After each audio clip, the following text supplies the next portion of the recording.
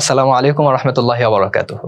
আলহামদুলিল্লাহি রাব্বিল আলামিন ওয়াসসালাতু ওয়াসসালামু আলা নাবিয়্যিনা মুহাম্মদ ওয়া আলা আলিহি ওয়া সাহবিহি আজমাইন ওয়া মান তাবিআহুম বিইহসানিন ইলা ইয়াউমিদ্দিন, আম্মা বাদ।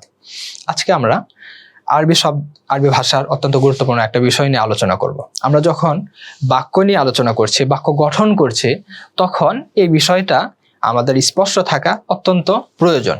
এই জন্য এই শব্দের বিষয়গুলো আমরা আজকে এনেছি।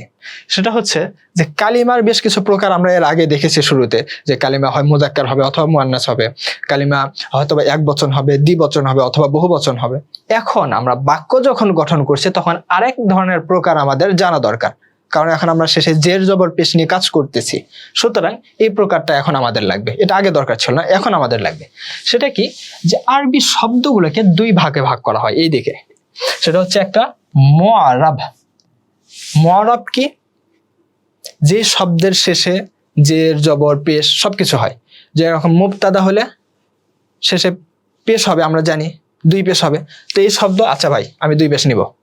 এরপরে যদি মাফউল হয়, আমরা এর আলোচনা পরে করব, মাফউল হলে শেষে দুই জবর হওয়ার কথা, তো ওই শব্দ দুই জবর নিবে। আবার কোথাও দুই জের হওয়ার কথা, ওই শব্দ জেরও নিবে, অথবা এক জবর নেওয়ার কথা এক জবর নিবে। মোট কথা ওই শব্দ নিয়ম অনুযায়ী চলে, যেখানে জবর দরকার সে জবর নিবে, জের দরকার জের নিবে, পেশ দরকার পেশ নিবে। তো এই ধরনের শব্দগুলোকে বলা হয় মুআরাব। আর কিছু শব্দ আছে ওই শব্দগুলো কখনো চেঞ্জ হয় না, ও আদিকাল থেকে যেমন ছিল তেমনই থাকবে। ও যদি মুবতাদা হয়, মুবতাদা শেষে দুই পেশ হওয়ার কথা, ওই বলবে ভাই আমি কোনো মুবতাদা হিসাবে দুই পেশ নিতে পারবো না, আমি যেমন আছি তেমনই থাকবো।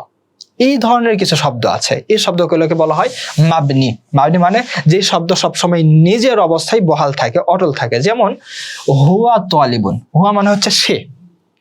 আমরা এর আগে দেখেছি খালিদুন তালিবুন, যেটা আমরা যদি এখানে বলতাম যে খালিদুন তালিবুন, আচ্ছা খালিদুন তালিবুন, দেখেন এখানে খালিদের শেষে দুই পেশ নিয়েছে। কিন্তু হুয়া এটা হলো সর্বনাম, হুয়া মানে সে। তো এই সর্বনামগুলো করে কি, যে সব সময় সেম থাকবে, এই কখনোই হু হু হবে না, সেটা পেশ নিবে না, বরং সব সময় ও আদিকাল থেকে যেমন ছিল গঠন থেকে ঠিক তেমনই থেকে যাবে। তো এই ধরনের শব্দগুলোকে বলা হয় মাবনি। মাবনির বেশ কিছু প্রকার আছে, তার মধ্যে গুরুত্বপূর্ণ কিছু প্রকার হলো যে দমির বা সর্বনাম। যত সর্বনাম আছে সবগুলো হচ্ছে মাবনি। এরপরে আর কিছু আছে যেগুলো ইসমে ইশারা, ইসমুল ইশারা যেগুলো আছে, এগুলো হচ্ছে মাবনি। ইসমুল ইশারা যেমন হাযা হাযানে, এগুলো হচ্ছে মাবনি। এগুলো নিয়ে আমরা সামনে আস্তে আস্তে আলোচনা করবো ইনশাআল্লাহ। এরপরে যে মুআরাব আছে না, এই মুআরাব যে নিয়মতান্ত্রিক শব্দ, এগুলো আবার দুই ভাগে ভাগ হয়। নিয়মতান্ত্রিক শব্দগুলো একটা হচ্ছে যে পুরাপুরি এ টু জেড ও নিয়ম মানবে, এ টু জেড, যখন দরকার জের নিবে, যখন দরকার পেশ নিবে, যখন দরকার জবর নিবে, সবকিছু নিবে। এই ধরনের শব্দকে বলা হয় মুনসরিফ। যেরকম খালিদুন তালিবুন, এই দুই পেশ নিয়েছে, দরকার হলে এই দুই জের নিবে, দরকার হলে দুই জবর নিবে, মানে স্থান ভেদে। আমরা জানি মুবতাদা হলে পেশ হয়, এই জন্য পেশ নিয়েছে। আচ্ছা, আর কিছু শব্দ আছে এই শব্দগুলো অর্ধেক নিয়ম ফলো করে। যেরকম কি মেয়েদের নাম, দেখেন মেয়েদের নাম মুবতাদা হিসাবে কি হওয়ার কথা ছিল, দুই পেশ হওয়ার কথা ছিল, জাইনাবুন হওয়ার কথা ছিল, কিন্তু মেয়েদের নাম বলছে ভাই এত বড় জিনিস আমি নিতে পারবো না, আমাকে অর্ধেক দাও। তো এই জন্য এই নিয়েছে এক পেশ। তো এই ধরনের কিছু শব্দ আছে যেগুলো তানবিন নিতে পারে না, মানে দুই জবর দুই জের দুই পেশ এগুলো নিতে পারে না, এবং জের কখনোই নিতে পারে না। তো এই ধরনের যেসব শব্দ তানবিন এবং জের নিতে পারে না, মানে শব্দের শেষে তানবিন এবং জের হয় না, সেই শব্দগুলোকে বলা হয় গায়রুল মুনসারিফ।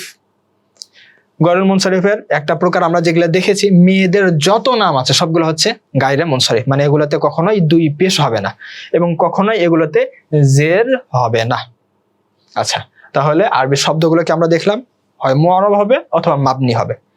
যদি মুআরাব হয় সেটা মুনসারিফ হবে, যেটা জের জবর পেশ সবই গ্রহণ করবে, অথবা গায়রে মুনসারিফ হবে, যে গায়রে মুনসারিফ জের এবং তানবিন গ্রহণ করবে না।